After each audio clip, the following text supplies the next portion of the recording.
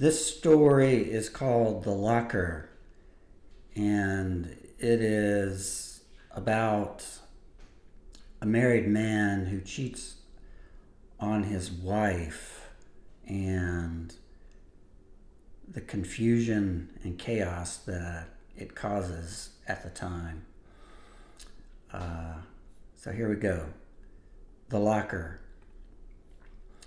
Jay Pearson lounged on the grass, a break between classes. The air was cool for August, a bright sun hidden by clouds. It was his first year of an MD MPH program at Yale University, and he was meeting the public health students for the first time. His life seemed a dream, far from the misty clouds of Blowing Rock, North Carolina. A young woman who had been sitting behind him in the stats class came and sat with the small group there. Jay was shorter by 2 inches than his attractive wife, Celine, who stood 5'10". He had a thick head of curly hair, long in the back, that overflowed his collar. His Freddie Mercury mustache did make him look a bit gay, and he had been hit on several times at clubs back home by men twice his age. He was slight but confident and had a penchant for rescuing animals, which his wife had found attractive. When he smiled, it was with effort, but ebullient nonetheless. The young woman looked uncomfortable, her face drawn. "Mind if I join you?" And she was speaking to Jay. "Yeah, sure, I'm Jay." He conjured a smile. "Thanks. This is all so new to me. I'm Lisa from Georgia." Lisa spoke with her head down and glanced up. She was naturally tan, her mother from Cuba. Her dark brown hair was cut short in curls, and her face was round and friendly, somewhat European, it seemed. She had no hobbies, but enjoyed roller skating. Jay spoke. "Hey, I'm from North Carolina, almost neighbors." He scolded himself for wearing a tie, seeing how casual Lisa had dressed in faded jeans and a low-cut yellow blouse. He noticed her curves and readjusted his eyes to hers, a bright green. Lisa smiled. "Yeah, practically neighbors. So, you good with stats?" She maneuvered into a crisscross applesauce position, leaning forward. "Well, we'll see. I was a history major at Duke, no stats." Jay let his eyes slip down to her cleavage, but just for a second. "History? How does that tie in with public health?" said Lisa. "Well, you got me. I'm actually in the MD MPH program here. I'm interested in population health. I'm a big fan of major disease outbreaks, you could say. AIDS, bubonic plague, the flu." "Oh, wow. I'm in the MPH program with a background in chemistry. I'm interested in administration, though, policy and so forth." Lisa leaned back on her arms. "Well, I guess we're both new here. How do you like New Haven so far?" said Jay. His foot brushed her leg. "It's a bit grimy except for campus, which is amazing. I have an apartment nearby on the 12th floor. She turned and pointed vaguely toward downtown. "Do you like to run? I want to run, but feel a bit overwhelmed here." Jay thought about that. I do run. I live in Branford, about half an hour from here. It's a quiet neighborhood, but to be honest, I haven't had time since my wife and I, arrived." "Oh," said Lisa, "what does she do?" The sun emerged, bathing her in light. "Celine's a nurse. She works at St. Raphael's, the hospital. She wasn't so happy about moving here, but here we are." The other 4 students had stood and were leaving. Said Lisa, "I think class is about to start." She looked at her Timex watch. "So, we should run together, you and me." She stood, brushing off her jeans. "Oh, well." He had had a bird's eye view down her blouse and realized she wasn't wearing a bra. Sure, when?" They discussed a time walking back to the towering public health facility known as the lab. It seemed that the next day, Tuesday, after 12, would be a good time. Jay felt a prickle of excitement and right away wondered what Celine would say.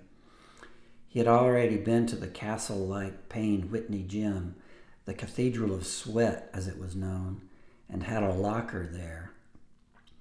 He had a general plan that Celine would pick him up at 5 each day, giving him time to study in the library. Tuesday was light. The other days were packed with classes and activities. At 5, Jay left the lab, leather book bag strapped across his shoulder. He had wound up talking with Lisa for an hour that should have been studying. Right on time, Celine was there in their Nissan Sentra, still with a North Carolina license plate. "Hey, how was it?" said Celine. She wore scrubs. She always smiled when she talked, even if she was angry. A luscious head of curly brown locks enveloped her thin face. "Great for the first day, I suppose. Met some folks, had 3 classes, and studied for a while. I already have a shit ton of homework, especially statistics." Jay relaxed into the gray seat. Normally he drove and he felt exposed as if standing on a ledge. "How was work?" "Had 2 easy patients, both cardiac caths, no complications." "So did you make any new friends?" She glanced at him. "You seem quiet." "Well, not really friends just yet, just met people." "Meet any pretty girls?" Celine merged into the whizzing traffic on the Quinnipiac Bridge, flooring it. "Gosh, this is just so busy all the time, not like home." "So?" Jay looked out over the water, boats down there. "So, what?" "Pretty girls, Dumbo. Did you see any?" "Ha, I guess I saw a few. They're everywhere." "Wrong answer, Mr. Future Doctor. You know that I'm worried you'll get your degree and leave me. It happens all the time."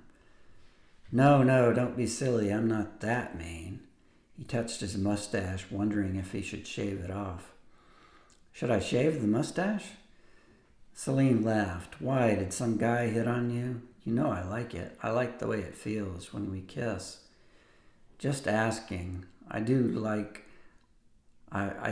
like I want to disco 24/7. Traffic crawled along I-95 until the Branford exit. Once home, Jay played with the dogs and cats and pondered dinner. He had become vegetarian because Celine was vegetarian and often cooked from the Moosewood cookbook. He decided to make Cossack pie and got the potatoes and cabbage cooking. That night, after 4 hours of studying and fathoming regression analysis, he and Celine had sex, the first time in their new home. The next day, still cool but with full sunshine, Jay packed shorts, a t-shirt, and running shoes in a small backpack. He had explained to Celine that he was going to the gym, and he was. He was to meet Lisa in front of her apartment building at 12:30 and had just enough time to walk across campus to the gym where he changed. He jogged to the address on Park Street, Madison Towers. He got lost leaving the gym and had to circle the block to get his bearings. He worried that Lisa would not show. Once there, he waited outside, the doors being locked. He looked up at the tall building and gazed around. There was a laundromat, a parking lot. The street was nicely shaded with oak trees. "Hey!" Lisa bounded out the door into the parking area, hopping, her foot half in her shoe. She wore silky blue running shorts, sports bra, and a white tank top. "Hey!" Right away, Jay knew he was in trouble. He felt naked in his red shorts and light yellow t-shirt. Lisa fixed her shoe, then ran in place. "Ready?" "Yeah, where to? Just go wherever?" said Jay. "Yeah, maybe just down this street, see where it goes." Even with the sports bra, her chest jostled up and down. They took off down the sidewalk of Park Street, headed in the direction of the old campus. Lisa took the lead, her behind jiggling in her shorts. Jay was mesmerized. In his 7 years of marriage to Celine, he had never cheated on her, but had had plenty of fantasies, which he took as normal. He pulled up beside her and they had to stop for traffic. Jay stopped running, but Lisa jogged in place. He could feel his heart beating in his neck. "So, how do you like Atlanta?" Lisa blew out a long breath. "It works. Never been up north. You?" The walk sign came on. "Only as far as D.C. It's amazing how crowded it is here. The population density is nearly 4 times that of North Carolina." Jay checked to see if he was laced properly. Although this seems about as crowded as Atlanta," said Lisa. They jogged at a moderate pace. Jay felt the month or so he had not run and knew his legs would be sore. They approached Elm Street, and Lisa seemed to know where she wanted to go. She took a left on York. "Hey, there's Toad's place," said Jay. "Yeah, I can smell stale beer, like someone puked." Lisa laughed. "You like music?" "Yeah, mostly rock. Toad's is supposed to have great shows," said Jay. We should go sometime, maybe get a group together." "Sounds good." Jay thought about where he had left his books in the small library inside the lab. Against his better judgment, he had just left everything there, including his leather satchel, but figured he'd be back in an hour or less. They soon reached Tower Parkway and veered onto Ashman Street beside the cemetery. Jay was sweating, and he noticed that Lisa was as well. Sweat was sexual, and he tried to gear his thoughts toward the run. They jogged around the cemetery, 20 minutes having passed, and were soon back on Park Street, headed to Lisa's place. There she came to a stop and bent over, hands on knees. "Had enough?" Jay wiped sweat from his forehead. His full head of thick curly hair felt hot from the sun. He imagined it was best to call it a day and get back to the library. "Yeah, wow, maybe I'm out of shape. Do I look out of shape?" said Lisa. Jay thought, "No, you look great. I mean healthy, you know." He felt that stirring in his loins. "Yeah, well, maybe we're done. Go longer next time." He watched Lisa stretch her arms to the sky, exposing her slim belly. She then bent over and touched the sidewalk. "Well, maybe you want to come upstairs and cool down," said Lisa. She put her hands on her hips. Jay thought about all of the missed opportunities in the past 7 years and winced. Sure, yeah, cool down." And he followed her into the building to the elevator. Lisa pulled a key from her shorts and opened the door. "It's nothing special. Hope it's clean enough, although I just moved in." Jay walked in, trying his best to keep a full-blown erection at bay. He looked around the large open room. There was a small couch and a futon with a thin comforter.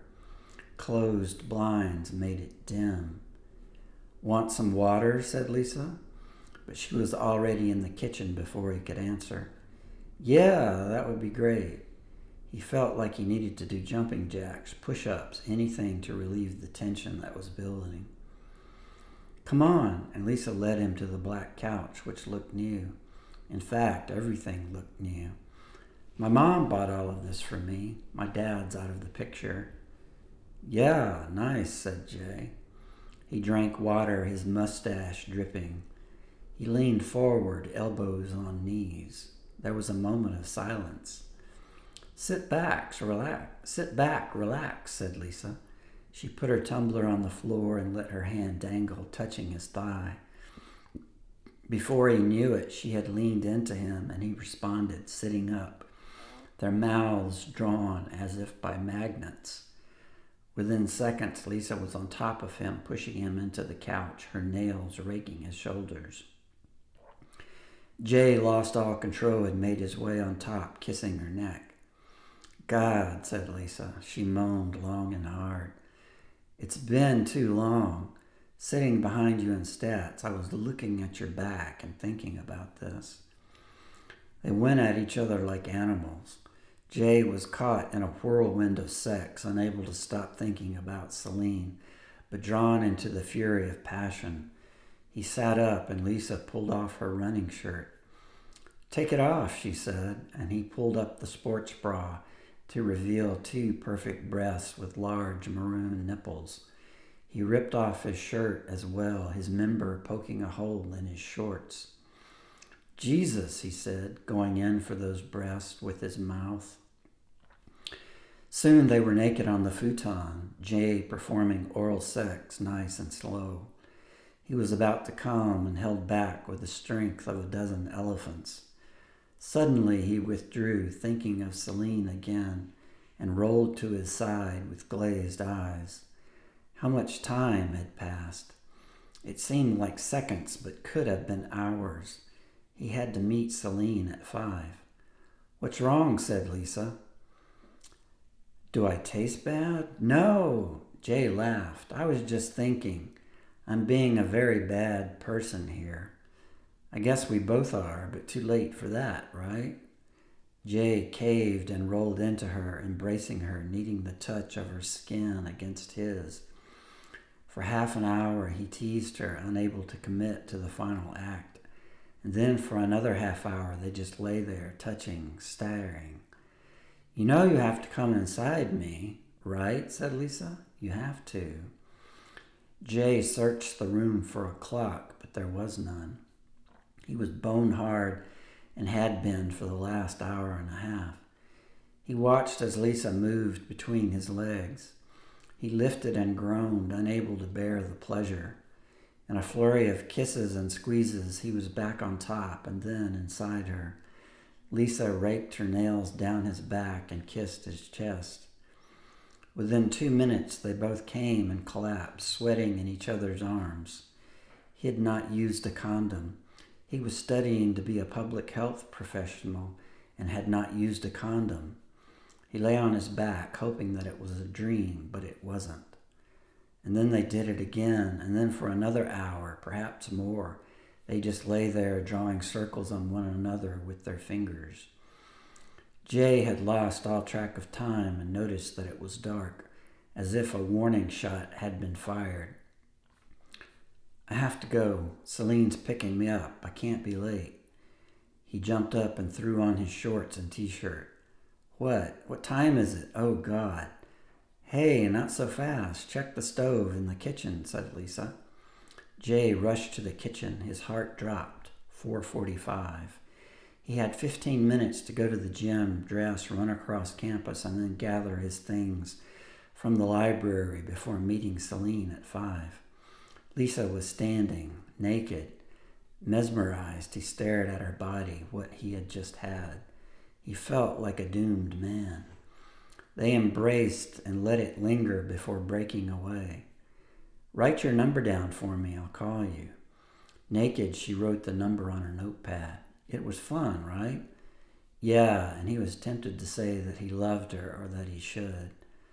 Okay, going now. He rushed into the hall and rode down to the first floor. Out on the street, he turned. He turned again. He couldn't remember which way to go. The twilight failed him, the trees with colorful leaves casting long shadows.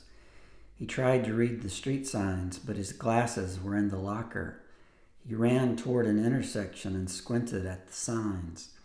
He took off and, after a block, realized he was going the wrong way. Chilled, he turned and ran back down Park Street. He emerged onto Broadway, the sidewalk crowded with people and the smells of full food. In full panic mode, he went left.